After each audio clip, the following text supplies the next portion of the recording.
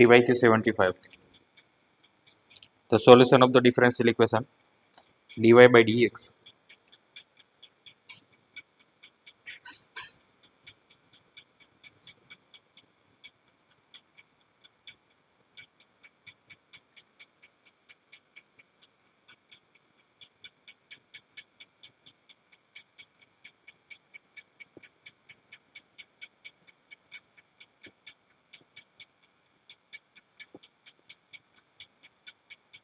y of 1 is equal to 0.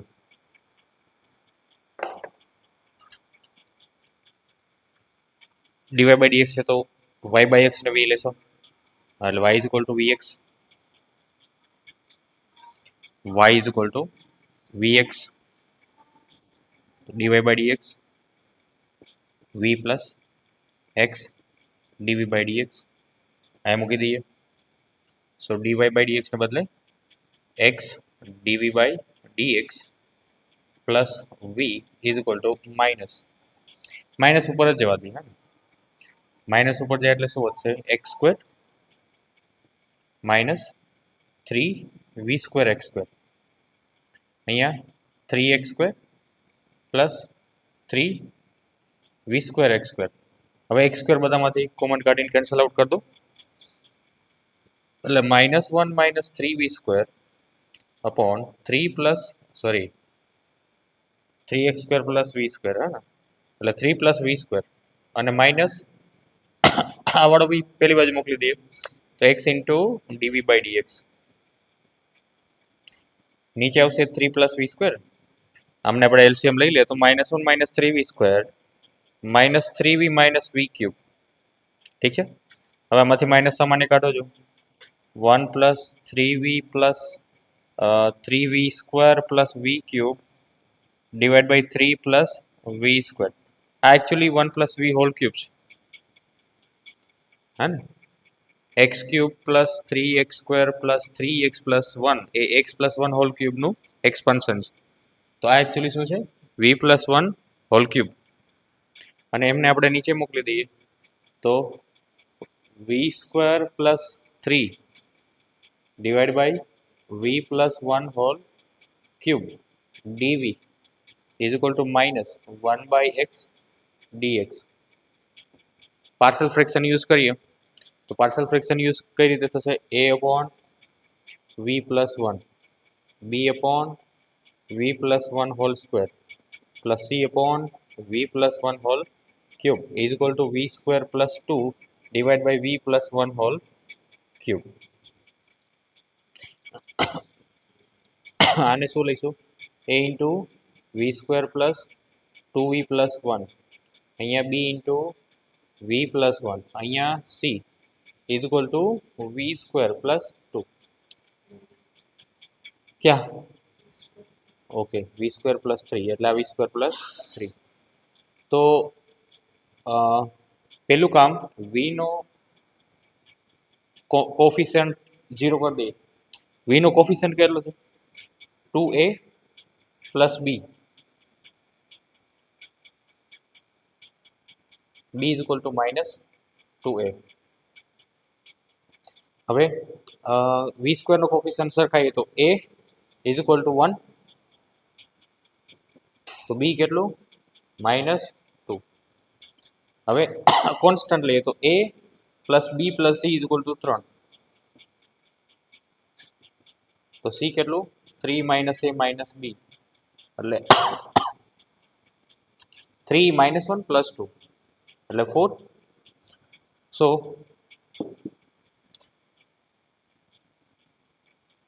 c is equal to 4. So અહીંયા a is equal to 1.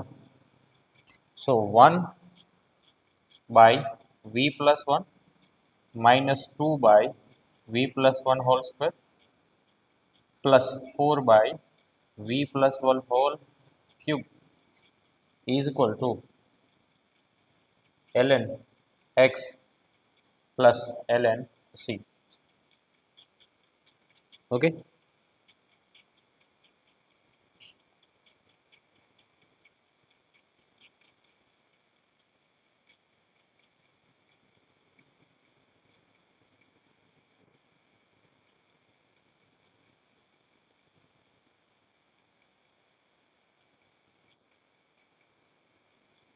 a plus b plus c is equal to 3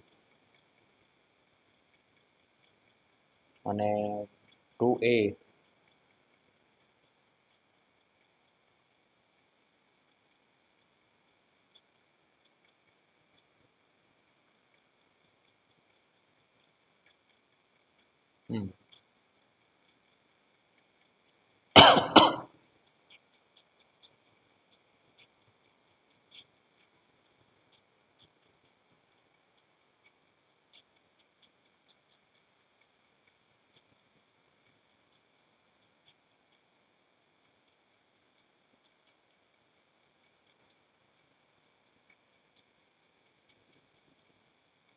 ચલો સો શું મળશે આપણે ln v plus 1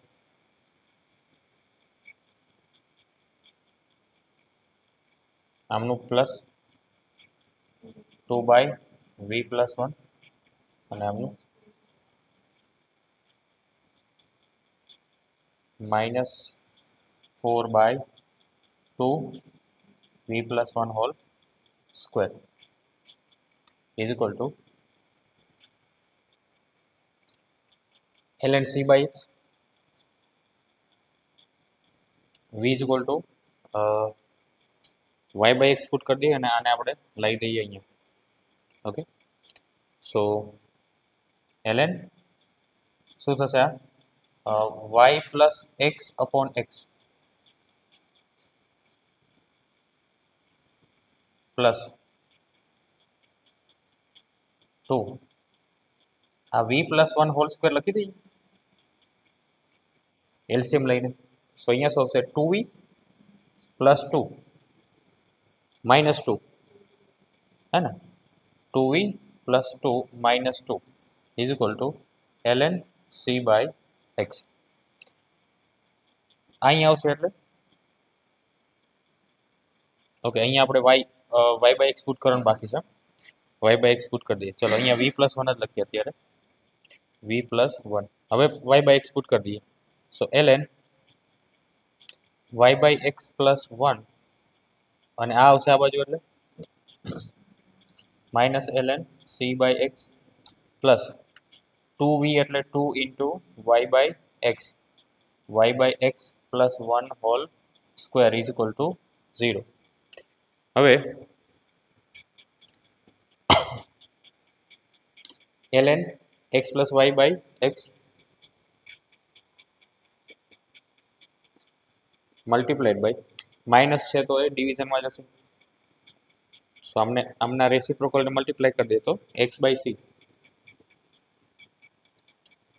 plus આમનું y plus x whole square અને ન્યુમેરેટરમાં જશે x square so ઉપર રહેશે 2xy divided by x plus y whole square is equal to 0 x cancel out so ln x plus y by c plus 2xy upon x plus y whole square is equal to 0 હવે આપણને x is equal to 1 અને y is equal to 0 આપેલ છે so for x is equal to 1 y is equal to 0 put કરી દઈએ ln 1 plus 0 by c એટલે 1 by c plus y is equal to 0 એટલે 0 so c ની value તો 1 થઈ હે ને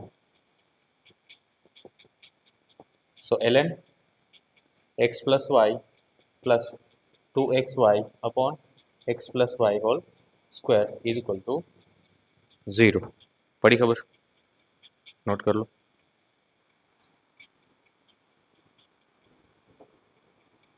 PYQ 122 suppose the solution of differential equation dy by dx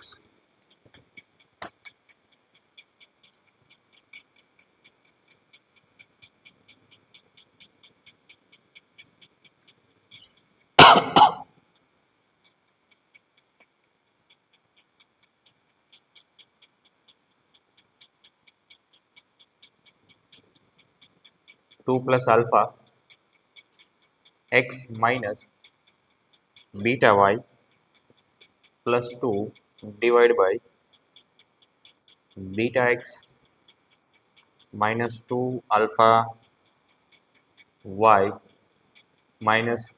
beta y -4 alpha represent a circle passing through origin. Then the radius of the circle is okay. અહીંયા A2 B1 નો સમ 0 થાય છે, હે ને? ઉપર y નો કોફિશિયન્ટ અને નીચે x નો coefficient નો સમ 0 થાય છે. તો શું કીધું તું? ક્રોસ મલ્ટીપ્લાય કરીને ઇન્ટિગ્રેશન કરવું. સો ક્રોસ મલ્ટીપ્લાય કરીએ તો બીટા એક્સ ડીવાય માઇનસ આ બંનેને જોડે લખીએ તો y into 2 alpha plus beta d y minus minus plus 4 alpha d y is equal to d x ને આ બાજુ મલ્ટીપ્લાય કરીએ તો 2 plus alpha into x d x minus beta y d x અને આ પ્લસ 2 ડીએક્સ. આમને આ બાજુ લાવી દઈએ, બીટા કોમન કાઢી લઈએ તો beta into x d y plus y d x અને જોડે જોડે ઇન્ટિગ્રેશન બી કરી દઈએ.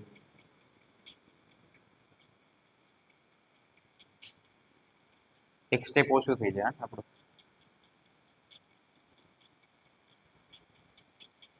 તો આ શું છે basically dxy minus y square by 2 alpha plus beta plus 4 alpha y is equal to 2 plus alpha x square by 2 plus 2x. Okay, so આ શું છે? Beta x Y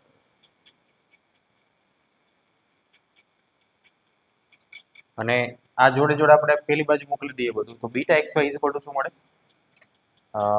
2 plus alpha divided by 2 x square plus 2 alpha plus beta divided by 2 y square plus 2x minus 4 alpha y, હે ને? પેલી બાજુ એટલે minus થઈ ગયું. 2 ડિગ્રી ઇક્વેશન યાદ છે? 2 degree equation ax square plus by square plus c plus 2gx plus 2fy plus hxy is equal to 0. આ 2 ડિગ્રી ઇક્વેશન છે, તમને યાદ હોય તો.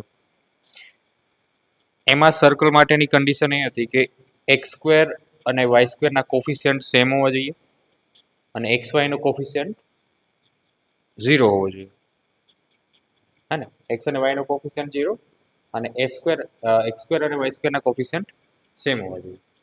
તો એ કન્ડિશનનો યુઝ કરો તમે તો બીટા શું મળે? 0.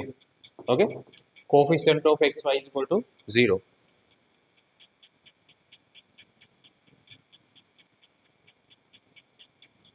coefficient of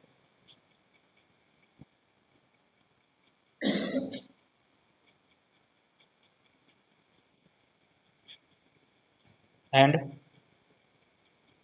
coefficient of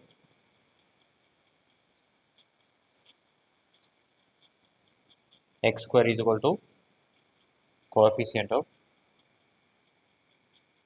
y square.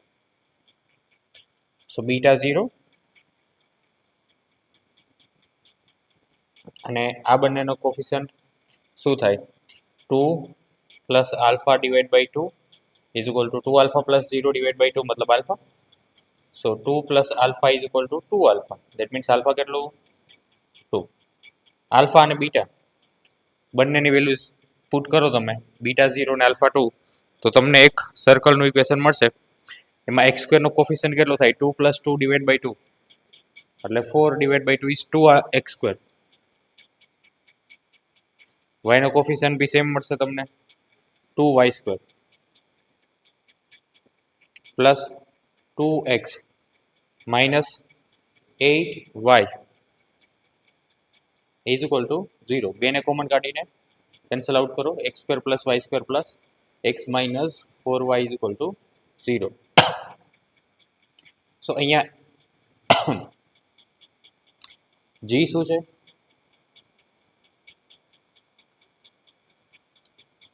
1/2. f શું છે? -2. c શું છે? 0. તો r શું મળે? Square root of g square plus f square minus c. 1/4 plus 4 root 17/2.